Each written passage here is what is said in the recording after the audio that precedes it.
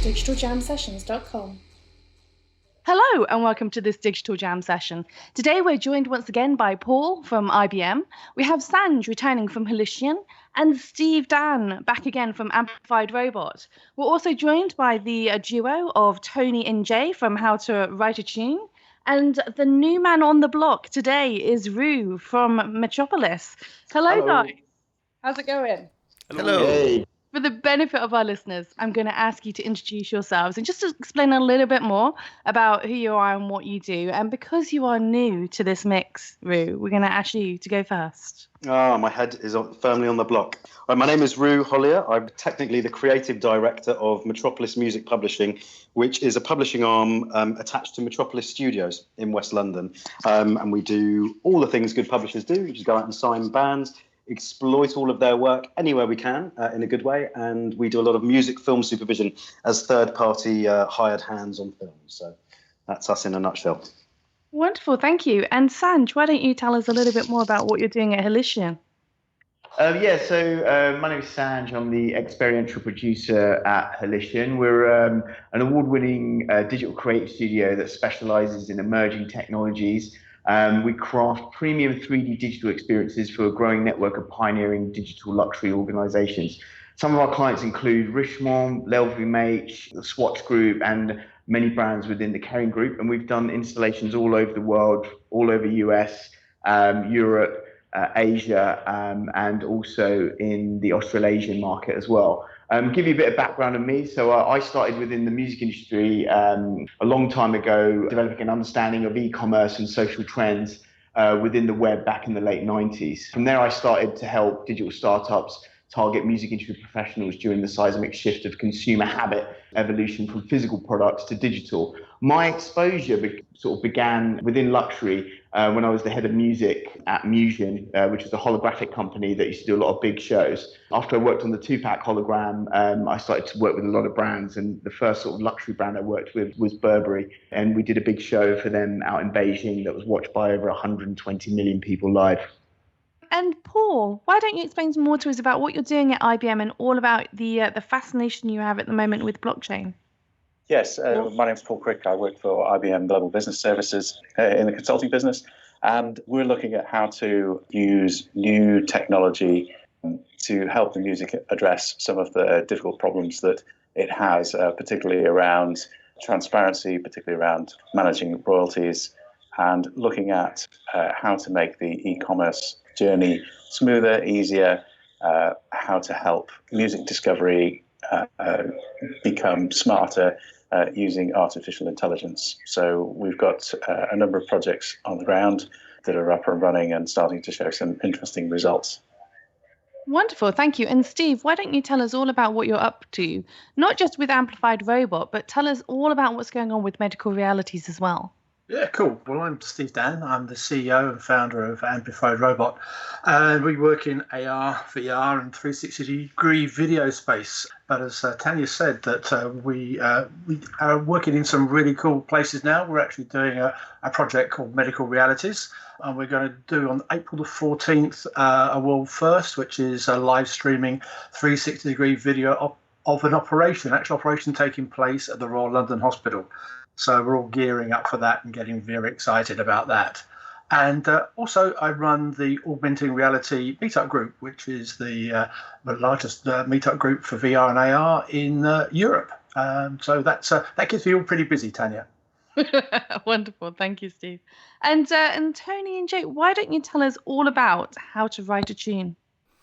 Thanks, Tanya. So How to Write a Tune is a podcast which specifically focuses on musicians, sits down with musicians and kind of goes through what inspires them, how they write songs, funnily enough, and a few war stories from the road, and kind of delves into the conversation lots of musicians have had behind closed doors. Tony and I also run a company called GL Productions. We're a production studio which focuses on content creation for social media. So essentially being able to get quality content created for your social media platforms and expand your digital footprint. Wonderful. Thank you very much, chaps. So today I wanted to talk about this kind of bridge, if you like, between the music industry and and kind of the other industries, if this makes sense, but primarily the film and the VR industries. And the reason I wanted to come to this conversation was because of a conversation that I had earlier in the week where we talked about this notion of what does syncing actually mean, because I really don't know a huge amount about it, but I do know enough to understand what the notion of syncing is. But there are a lot of people, certainly in the kind of indie developer kind of end of the market, and also the indie filmmaker end of this market, who don't necessarily understand what syncing actually is. Now, Rue, conveniently, you have joined us, and surprise, surprise, your job is part to do with syncing. Would you like to explain for our lovely listeners exactly what it means? Yeah, for sure. So sync, obviously, as I'm sure all the guys here will be aware, the clue is in the word. It's synchronization. So anything where a piece of music is synchronized with a visual. So that can be online, viral, going up to, obviously video games, television, advertising, streaming, and of course film. So anytime a piece of music is used against a visual, there has to be a license involved. There has to be a license process. Of course, there are. I'll maybe get into it in a bit, but there are other ways where you might not necessarily need a traditional kind of license. There are things called blanket licenses, which again, the guys are probably aware of. But yeah, anytime it's used, there are so many different rules, regulations, pitfalls, differentiations in territories about what can be used where, when, how, why, and what.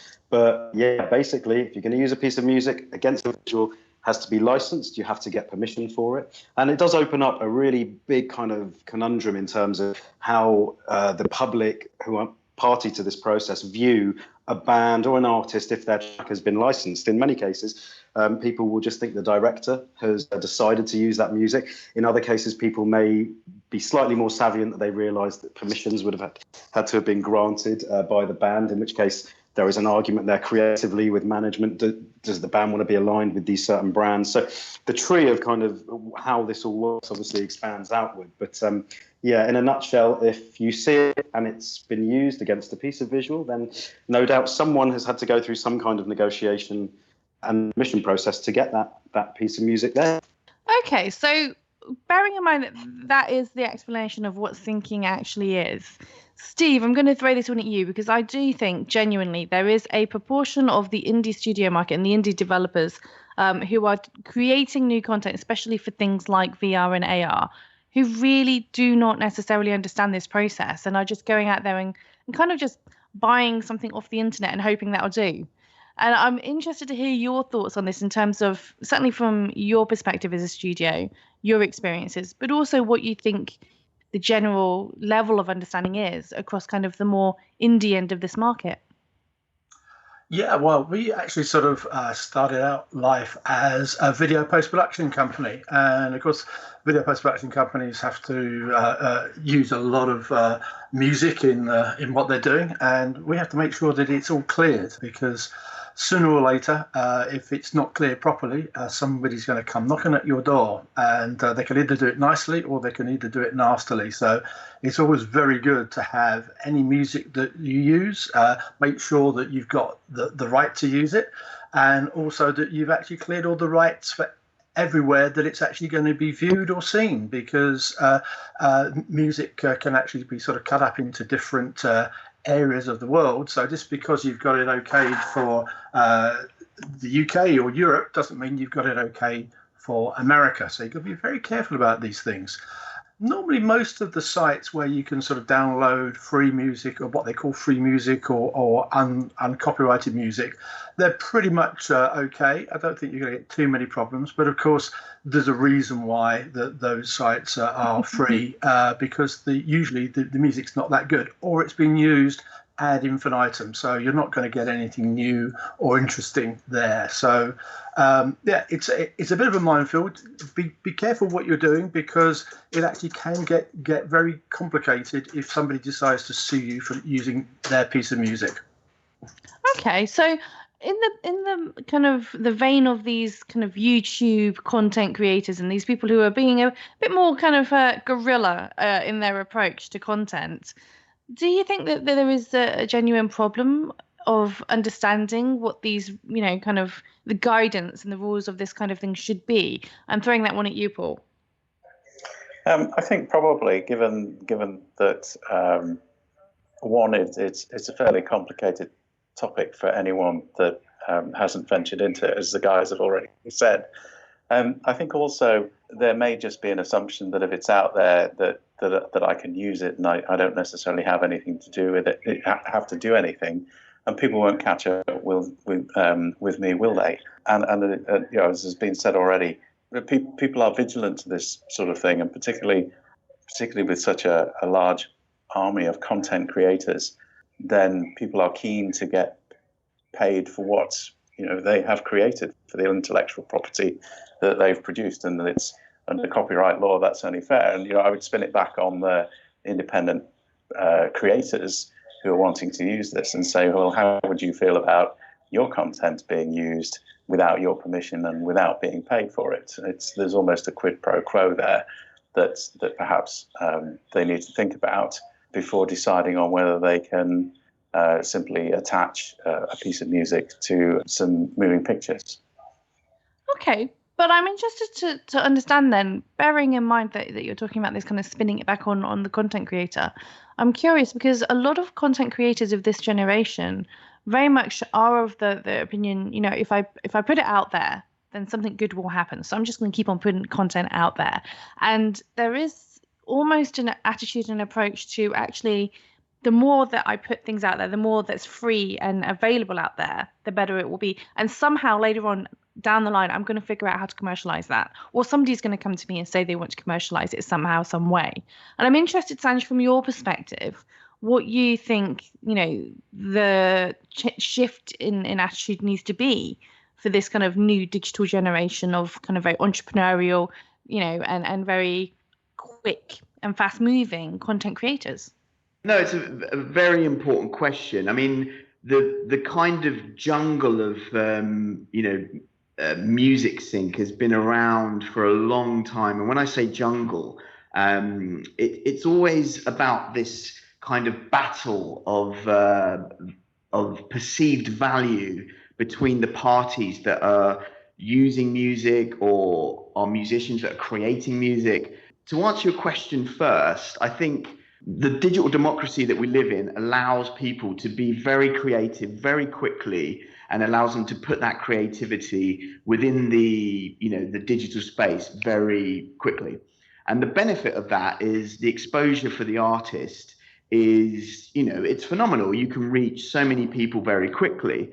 The problem with that, though, is that anyone can access that music and use it, for whatever they want, whether it's for an advert or for an installation or whatever. And I mean, things are changing, but it's very hard for royalty collection agencies or the people in charge of protecting the value of these assets. It's very hard for them to monitor that.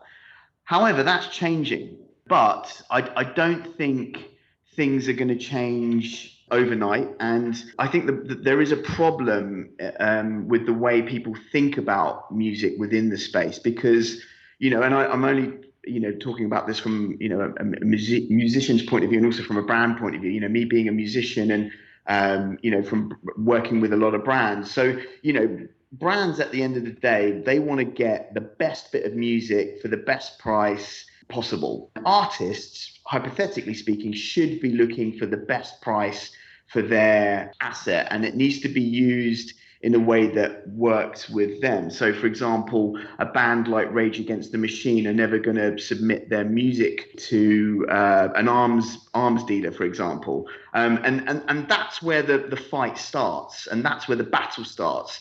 It's about trying to understand each other. And generally speaking, and it's not always the case, brands don't really understand artists. They don't understand music. However, if you're a marketing director of a big brand, you want cultural relevance. And usually the music artist who's, cool at the time, whether it's, someone established like the Rolling Stones or a new artist like Zara Larsson, for example, there is an opportunity for a brand to sort of tie into this kind of authentic kudos that these artists have at the time. But The brands don't understand the artist doesn't understand the brands, and then we have a problem. Now, for years, and I've been working with the musicsync for about 15 years now. For years, that battle has always been, well, it's going to get better. Brands are going to understand artists, and artists are going to understand, brands. But the reality is, it hasn't, and that's where publishers come on board, and that's where companies like Metropolis or these new kind of publishing arms see an opportunity, because they can broker those deals, and there is an opportunity to make a lot of money, and it's all about perceived value. So you can't say, I'm an artist, I want X amount because this artist got X amount. It's all about that, opportunity to hustle the best deal between each other. And again, the brands are looking out for themselves, the artists are looking out for themselves, and usually the brands are quite aggressive and the artists are quite timid, and that's where the battle that's where there's a problem within the battle. There are cool people out there who are changing that perception. So there are music sync professionals out there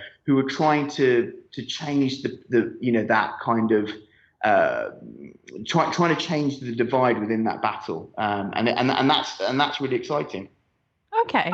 So one of the things that you kind of raised there, Sanj, was this idea of relevance, and the idea that with syncing and with the kind of representation of these artists and the music, there is this need for relevance when a brand approaches.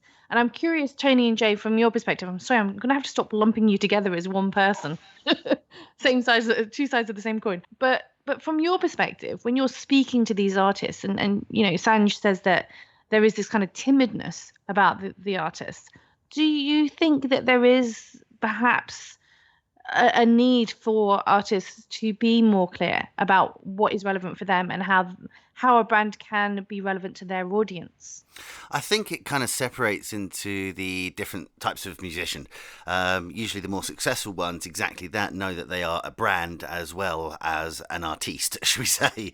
And you can write 1,000 songs and give them away for free, but if you can't eat or clothe or home yourself, at some point you're going to need to sell something. I think what's different now, as opposed to how it used to be, is more and more musicians and artists as a whole are coming out a lot more savvy about the fact that they will have to brand themselves. They will have to charge for it, and something like using music on a film or something is literally bread and butter for some people. It's all they do, and that gives them the space to then go and be a creative elsewhere and try and make their own thing work. But you can write specifically kind of for that market and make a solid living off of it. And if you get to do that and you get to play music all day, is one of the things a lot of musicians ultimately A, strive for, but B, find hard, because until you make it to a degree where it's self-sustaining and you're actually paying for you to live and write more music, there's a big gap where, they say artists suffer for their art, and there's a big gap where that suffering can be relatively detrimental if you haven't got any income. So I think it's changing a lot in that instance, that people are starting to become more savvy about how to brand themselves and how to put that out there. Okay. From your perspective, Steve, as somebody who's been in this industry for an awfully long time and dealing with both ends of this kind of spectrum, I'm curious from your perspective, do you see an emergence of artists being a little bit more technically savvy and just understanding a little bit more about what they need to do in order to kind of get out there and connect with some of these brands? Or do you think it is still something that needs some further education?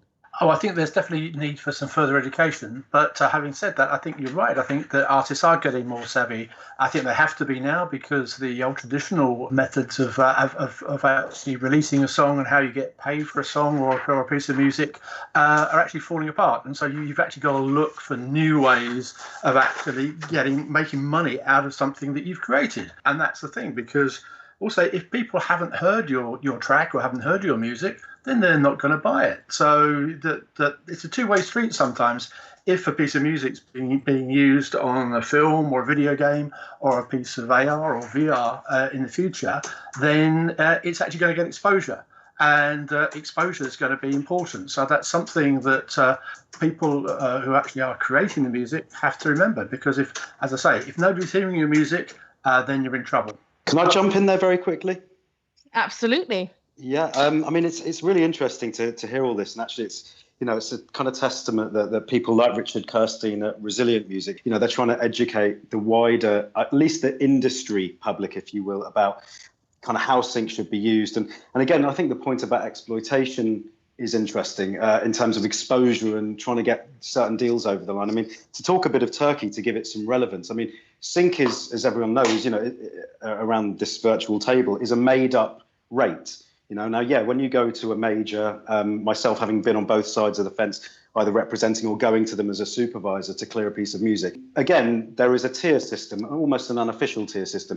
The better known the band, or if they're about to explode and everyone knows it, obviously the price will go up. If it's one of their better known tracks, the price will go up. The territory and media spend, I mean, all of this stuff makes a difference. But on the flip side, I've actually in the past been an advocate of people getting their music onto films as an exercise in exposure. It's very good. There is a point where it can become dangerous. The scales are so big. I mean, a lot of US studio films, non-studio films, they, to be absolutely kind of transparent on the money, I mean, they have maybe $1,000 all in, which is both for the master and the publishing side, for certain cues. And they know that eventually people will start to fall like flies to get their music in these films. I think there is an argument about the exposure level of it. Yes, people will see it in a film. Yes, there may be some Shazam action. On the flip side, it may get buried. I mean, there's a relatively well-known music supervisor, or a very well-known music supervisor, who called PJ Bloom, who I'm sure everyone knows here, who, he did Glee and all of that. And he came out at a conference a couple of years ago and said, actually, young bands should be paying money to be in series like Glee or in new movies and that kind of stuff, which hugely divided opinion. Because, again, it's a made-up world, it's a made-up rate. There is not a rate card as there is in library music, but people now have these kind of unofficial boundaries when protecting their catalogues. I think it's very, very easy, and I've been guilty of it. It's very easy when, as a supervisor, you have no budget to go to a band that you think is fantastic and you really want them to fit in that queue, but you've got next to nothing, if anything at all, out of the music budget left to give them. Of course, you start to see the benefits. On the flip side, when a director wants a Rolling Stones track and he's got $5,000 and he's very angry that he can't have it and doesn't understand why, you kind of see this huge chasm in the understanding within all of the sync industry, whether it's an end user like a director or someone, a young artist that's trying to place their music out there. So, I mean, it's a debate that doesn't seem to go away. And again, I think people like Richard Kirstein at Resilient are doing their best to educate people and to put in some kind of rules, because I think there's a big misconception that there are rules here. There used to be things, about 30 seconds worth of music licensing, or 40 or 50. Yeah, the length of the track you license does change how much you're going to pay for it in general. But again, it's kind of how long is a piece of string. I mean, I've seen people that I've gone to clear tracks give me a quote, and then I'll email them back and say, mate, I used to rep that catalogue a year ago with you. I worked with you together. And goes, oh yeah, sorry, having a bit of a fuzzy day. Suddenly there's 2K knocked off all the prices. It's so, it's kind of an odd one and hilarious on one level, but unfortunately people can get burned as well. So this leads me to possibly the kind of obvious question for those of the listeners who are not savvy with this particular area of expertise. And that is this notion that actually, when we look at all of the different industries, music is perhaps not one that is perceived as being as valuable as necessarily, for example, a film. Whether that is right or wrong, it is something that when we look at how much somebody is willing to pay, for example, for a game versus a film versus a piece of music, there does seem to be an inherent lack of value associated to music content. And I'm curious, Rue, I'm going to fling this back at you in terms of whether or not you think that does have impact on the way that music's value is perceived in these endeavors such as filmmaking or games. I think it absolutely can. I mean, an issue that I've seen a lot over the last couple of years on new and up and coming films. Okay, I'm going to start actually with the cause of this. There are because of the disparity, certainly in the UK film market with budgeting, there are a lot of lower budget films now that seem to be getting some very good A or B list actors in their movies, like, you know, people that have actually been in Hollywood films and add some serious weight to what they're doing. They tend to spend, you know, 30% of the budget securing a guy for a couple of days. They come on, they have a better chance of distribution, etc., etc. A couple of times at this end of the scale, I've seen directors come on board saying, well, look, on my last short, you know, I got this track from, you know, Universal or whoever, and it was that frontline girl and la la la, and, you know, she gave it to us for free because she loved the project. And then they expect that that is how it will follow, and say, oh, well, maybe I understand, you know, we'll put in maybe another £100, or, you know, I'm being slightly flippant, but these are the kind of the margins you're talking about. I think there is also just due process. It's same for all the sync agents at the majors. If you do this process repeatedly and you understand how the very vague parameters that have been put in place across the industry over the last 20 years and maybe extending a little bit further into the past, you then get used to it. So again, directors with a lot of savvy, producers who have done maybe 4 or 5 films, they suddenly understand, you know, terms that all of the music fraternity understands, like MFN or All In and all of this kind of stuff. But there is a huge gap in how people can value a song. It's relatively straightforward to think, right, okay, I mean, I used to represent Daft Punk. It's fairly obvious to be able to say, right, I think Get Lucky is going to be quite expensive, right? You know, that's the easy end of the scale. When you're going down to bands that are about to break it, maybe a band has a better idea than your average band about how sync works and therefore inflate their own value. Again, I don't want to be vague, but the answer is a vague one in certain levels, because if a band is about to break and all the A&R have got round and they're going to all the gigs and you know they're going to get signed with a major, well, actually, they probably have more sync value for a new summer campaign, going back to the point about, you know, whichever brand wanting to align itself with a cool new artist. Suddenly there is room there to kind of up the fee and all of that. I mean, I know a band that did we did an £18,000 sync for a month campaign in 2012 during the Euros for a band. I mean, they recorded their second album. They went and had a wicked trip in Vegas. They spanked all of that money within however long. And I know for a fact they could have got that sync over the line for a lot cheaper. You know, the agency could have. So again, it's how much are they willing to spend, and what have they revised their initial wants? Because as everyone, again, all the guys will know, you know, they come out and they say, right, we want Daft Punk for this, and then they can't have it because they can't afford it. So then they start to kind of mine, and that's where music supervisors earn their crust, or sync managers at the major labels, because you have to find something that will replace that, and also someone that's not going to be offended by saying, well, you're not Daft Punk, so you're not getting, you know, £1 million or whatever it is. So it is a very, on one level, it is very much how long is a piece of string. You know, we're playing by very undefined rules that have slowly kind of come into focus over the last 10 to 15 years. Okay, so I'm going to ask this one of you, Sanj, because I know you've been around this industry for quite a while, but in the grand scheme of kind of these indie filmmakers who are looking for shortcuts and are looking for, you know, the equivalent of a Pond 5, would you say that there is inherently value to these online services that are essentially offering catalogue music?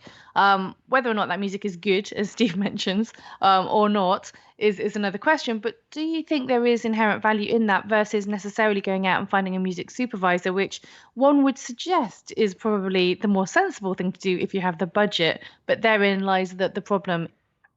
I think every option has value. You know, when it comes to being creative, whoever's in charge of that creativity needs to make the choice about how they want their visual asset to sound.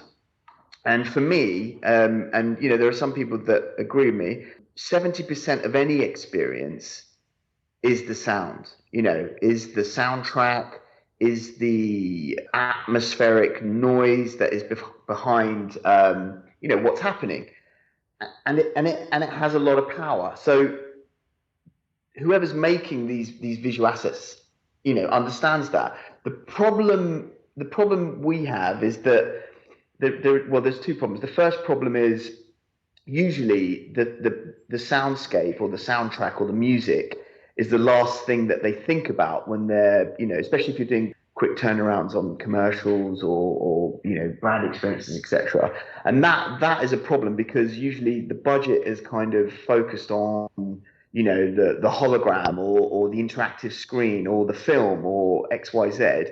And then they're like, shit, you know, we haven't thought about the soundtrack. Let's start thinking about money and how much. Amen, brother. Yeah, and then the other problem we have is that a lot of these, I think sometimes the creativity gets thrown out the window, and they're like, right, I want to sound like the Rolling Stones, or I want to sound like Amy Winehouse, or whatever, but I'm not going to get that because Universal Publishing are going to charge me a fortune for these assets. So I think the problem is how people are applying themselves to these scenarios. So firstly, the music should be one of the aspects of this installation or piece or whatever that needs to be thought about from day one with the creative concept. And then the second thing, the artists or the team that are behind the creativity need to think about how to utilize music, or how to utilize the sound that they need, or utilize the parameters of what they have to get this music, whether it's budget or whether it's they like a certain sound supervisor as opposed to someone else, etc. And use that in their favor and use it as part of the creative process. Because if they just look at it as a financial thing, or they just look at it as, I want this to sound like this, then you're going to have a lot of problems. And that's where some film producers, for example, have taken chances. So a prime example is the Monster campaign that went live a few years ago, and I'm talking about Monster Energy, and they used a Beastie Boys track without their permission. This is a credible artist that's been around for years, and they got sued for £4 million. I think it was £4 million or $4 million, something ridiculous, and it was all because they didn't value the discussion that they should have had with the artist. So I think that there's a problem. How it needs to be solved, I don't know, but there is a problem. Okay. Steve, I'm curious from your perspective, because you've obviously started out, way back when, in, film production, video production, on one end of that scale. And you're now at the other end of the scale when it comes to technology. You're working with, VR and AR, and I'm curious whether or not you have seen an evolution in the actual attitude towards the use of music and towards the use of audio in the context of these different types of creative content as you've been moving through that evolution. Yeah, I think there's definitely been an evolution. I think it's probably, first of all, started in the use of music on TV commercials when probably about 35 years ago, people decided that actually they could actually get really good brand awareness by aligning it to exactly the right soundtrack. And I think that worked really well, and it still continues to work to this day. And I think that actually started raising people's awareness of what could be done with music, and also how music can actually enhance whatever it is you're doing, whether it's a film, whether it's a commercial, whether it's a bit of virtual reality. I mean, it's all there to actually complete the circle and make the actual product better. And it's changing, and it will keep on changing. And I think, as somebody said earlier, it's the way you can actually sort of get hold of music now. It's a lot easier. You can play around with it. You can cut it up. You can do loads and loads of things with it, which it used to be sort of very difficult to do unless you used to be able to get hold of the masters and then sort of rework it then. But now it's very easy to do. So I think it will continue to evolve. But I think that what people have to realise is that, yes, somebody has created that, and they should get paid for what they've created. They should get paid a fair sort of market rate. But also, I think the people that have created it also have to see that they have to get their product out into the marketplace now. The marketplace is getting hugely diverse and diffuse. So it's not only commercials and films and TV now, it is games. I mean, if you get a good track on a game, that will actually help sell the game, but it also helps sell the track and the artist as well. So it's a continuing process, which is sort of which is happening now, and I think it's good for everybody, as long as everybody does their best to actually make everything right. That people who are using the music understand that they have to talk to the people that have made the music and actually come to an agreement about how that music's used properly. And I think if that's done, then I think we're in a good place. But but everybody has to be honest about what they're doing and transparent about what they're doing. Okay, so as with all digital jam sessions, we always ask towards everybody who's on the show this question about what you think is going to be the most significant change that needs to happen in your industry in order to see a movement forward. And I am curious when it comes to this notion of sync and this idea of collaboration across platform and across industry, what you think is going to need to happen to really see some of these shifts that we've been talking about today actually happen. And I'm going to throw this one at you first, Paul. I think the first thing is quite basic. It's really to record accurate metadata about the song tracks that you're putting forward as potential tracks for syncs licensing, because without the data, that just introduces delays in the process of clearance. It also potentially leads to problems in that if you've got a particular tune that, say, has 8 writers attached to it and you've got to split the fee in some way across that, then if you don't have that data recorded properly, then that's going to cause problems. So that's one of the first things I'd advocate is there's a real need to get hold of the boring bit, really, which is the metadata. But actually, the metadata is where the money is for all these collaborators across all these different areas.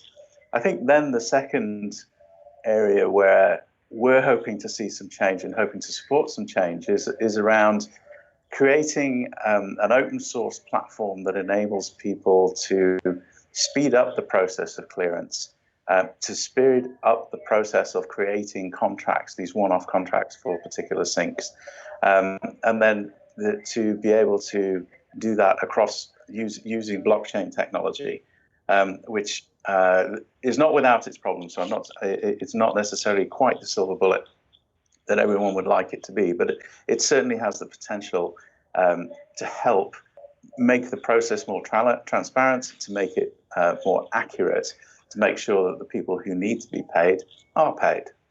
And that is a whole other conversation that we will get into with Benji from Pledge Music in a future episode of a Digital Jam session. But thank you, Paul. Sanj, what would be your take on this?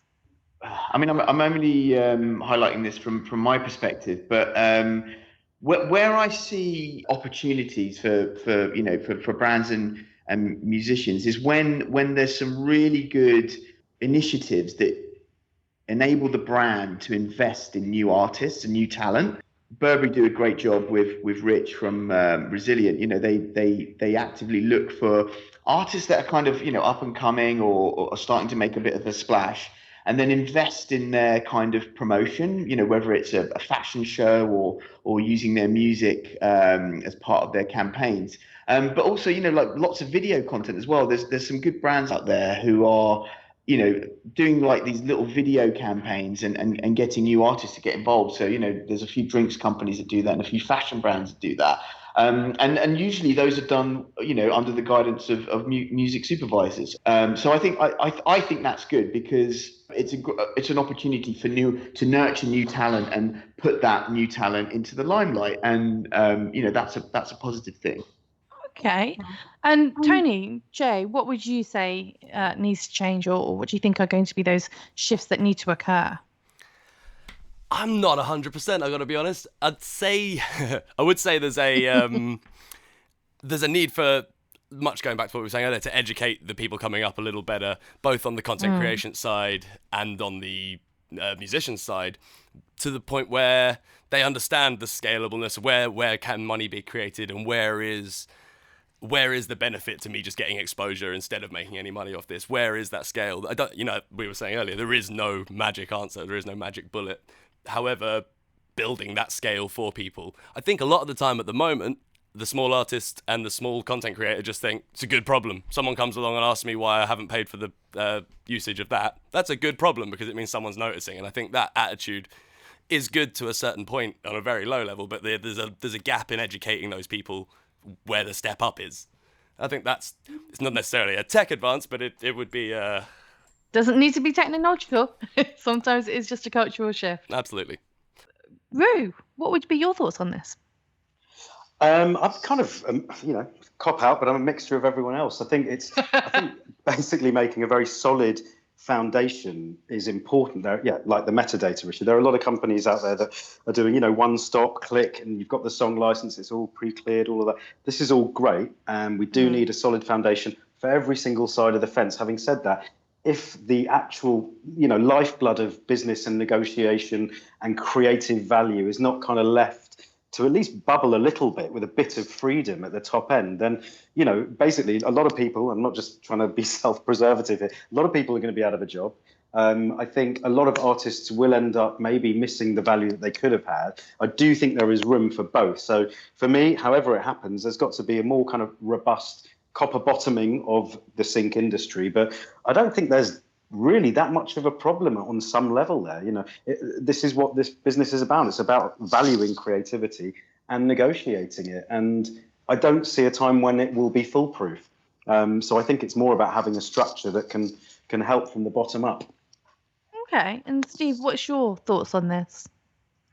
Well, again, I think that actually sort of Paul and Rue sort of have touched on it, but I think it's going to be blockchain. I think is going to be very important in the future. I think the ability to be able to timestamp and code a piece of music or anything really, and then follow that wherever it goes, I think is going to be very, very useful indeed. I think that's for me, that's the thing I'd look out for. Okay. Well, gentlemen, thank you so much for joining me on this Digital Jam session today. Thank you. As always, we like to give our audience a way to be able to find out a little bit more about you and what you're up to. And we'd invite you to do that by sharing your social media handle of choice. And Steve, since you are the oldest hand on this show, I'm going to ask you first. That's fine, Tanya. Thank you. Right, my handle of choice is Twitter, and it's ARReality. That's ARREALITY.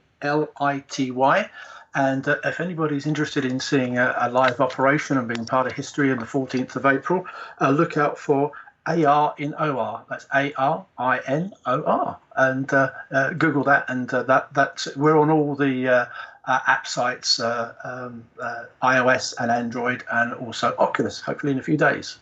Okay. And we'll make sure to include those links in the podcast notes. But Tony and Jay, why don't you share with us your social media handle of choice? Sure, Tanya. So probably best to catch us on Twitter. If you're looking for the podcast, then that's H2WAT. You can also, if you want to listen to the podcast, go to howtowriteatune.com, and there's 30 plus episodes there if you want to listen to. However, if you want to see the bits and pieces that we're doing around content creation, then go to GLPro UK on Twitter, and you can find us there. Wonderful. Thank you. And Sanj, why don't you share with us your social media handle of choice? Yeah, so you can get me on Twitter, which is Sanj Surati, SANJSURATI. Or you can get me via Holition as well on their Twitter, which is @Holition, HOLITION. Wonderful. Thank you. And Paul, what would be your social media handle of choice? Like most people, Twitter. So you can find me at You're conforming, Paul. I'm conforming. It's the place I prefer to hang out. It's just easier. So my Twitter handle is @PaulCrick. That's CRICK. So hopefully people will come and follow along. Wonderful, thank you. And Rue, what about yourself? I wish I could be different. So it's Twitter again. It's capital T. So this Metropolis, all one word, but a capital M as well on the Metropolis. So @this Metropolis. Wonderful. Thank you very much. And thank you for listening. If you enjoy this content, don't forget to subscribe and review. You've been listening to the Digital Jam sessions. I am Tanya, the founder of Digital Jam. And don't forget to follow us at Digital Jam Ltd. digitaljamsessions.com